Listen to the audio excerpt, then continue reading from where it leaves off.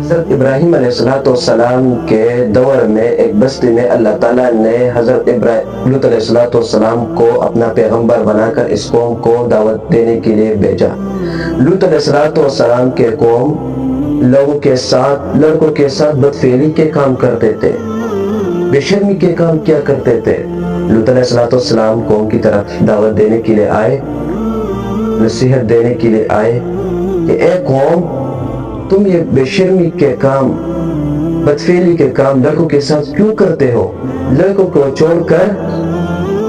آپ لڑکوں کے ساتھ یہ کام کرتے ہو۔ آپ سے پہلے یہ کام تو دنیا میں کسی نے بھی نہیں کیا۔ جو کام آپ لوگ کرتے ہو تو وہ قوم کے ساتھ اور جواب نہیں تھا۔ تو انہوں نے لوط علیہ السلام کو کہہ دیا کہ اے لوط، تو اپنے گھر والوں کے ساتھ اس بستی سے باہر جاؤ، کیونکہ تم بہت اچھا بننے کی کوشش کرتے ہو۔ تو لوط علیہ السلام نے پھر ان لوگوں کو سمجھایا، بار بار ان لوگوں کو سمجھایا کہ اے قوم، اللہ سے ڈر جاؤ، یہ بدفعلی کے کام تم کیوں کرتے ہو؟ ان کو چھوڑ دو،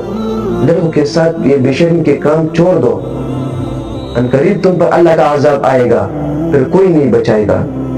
میری بات مان لو۔ تو لوط علیہ السلام کے قوم نے آگے سے کہہ دیا کہ اے لوط، جس عذاب، اگر تو سچا ہے تو جا کر وہ عذاب ہم پر نازل کر دے، تم ہم کو عذاب سے ڈرا رہے ہو۔ تو اس وقت اللہ کا عذاب جوش میں آ گیا، تو اللہ تعالیٰ نے دو خوبصورت فرشتے لڑکوں کے شکل میں، خوبصورت لڑکوں کے شکل میں لوط علیہ السلام کے مقام پر پہنچا دیا۔ جب لوط علیہ السلام نے ان دو فرشتے جو خوبصورت لڑکوں کے شکل میں تھے انہوں کو دیکھا تو بہت پریشان ہو گئے کہ یہ تو میرے مہمان ہے، اگر اب میرے قوم کو پتہ چل گیا تو وہ قوم آ جائے گا اور اس لڑکوں کے بارے میں مجھ سے غلط مطالبہ کرے گا، بدفعلی کا مطالبہ کرے گا۔ وہی ہو گیا کہ وہ قوم آ گیا اور لوط علیہ السلام کو کہہ دیا کہ اے لوط، تمہارے گھر میں جو دو لڑکے ہیں خوبصورت، وہ ہمیں حوالہ کر دو۔ لوط علیہ السلام نے کہہ دیا کہ اے قوم، تمہیں پتہ ہے کہ یہ میرے مہمان ہیں اور ان کا عزت کا خیال کرو، میری عزت کا خیال کرو۔ اگر تم میری لڑکوں سے شادی نکاح کرنا چاہتے ہو تو ان کو اپنے نکاح میں لو۔ تو قوم نے آگے سے کہہ دیا کہ اے لوط، تمہیں پتہ ہے کہ ہمیں لڑکوں کی ضرورت نہیں ہے، تمہارے بیٹوں کی ضرورت نہیں ہے، ہمیں جو چاہیے وہ ہمیں حوالہ کر دو، وہ ہمیں دے دو۔ تو لوط علیہ السلام نے کہہ دیا کہ کاش مجھ میں اتنی طاقت ہوتی کہ میں ان قوم کا مقابلہ کر سکتا، یا میں ایک مضبوط قلعے میں رہتا، طاقتور قلعے میں رہتا۔ تو فرشتوں نے جو خوبصورت لڑکوں کے شکل میں تھے، انہوں نے جب لوط علیہ السلام کے چہرے پر جو غم دیکھا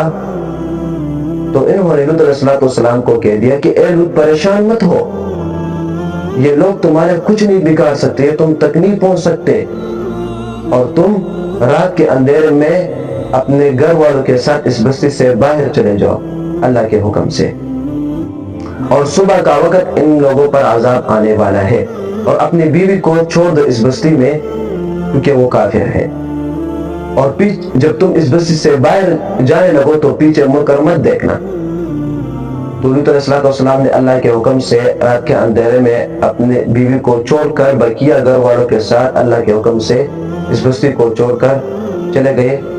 صبح کے قریب اس قوم پر عذاب آ گیا، بارش کا عذاب جو ہے اس قوم پر نازل ہوا۔ اللہ تعالیٰ نے اس قوم کو اٹھا کر اوپر نیچے کر دیا، مٹک دیا، اس قوم کو تباہ و برباد کر دیا، غرق کر دیا۔ تو ایک بار پھر اللہ کی زمین کافروں و مشرکوں سے خالی ہو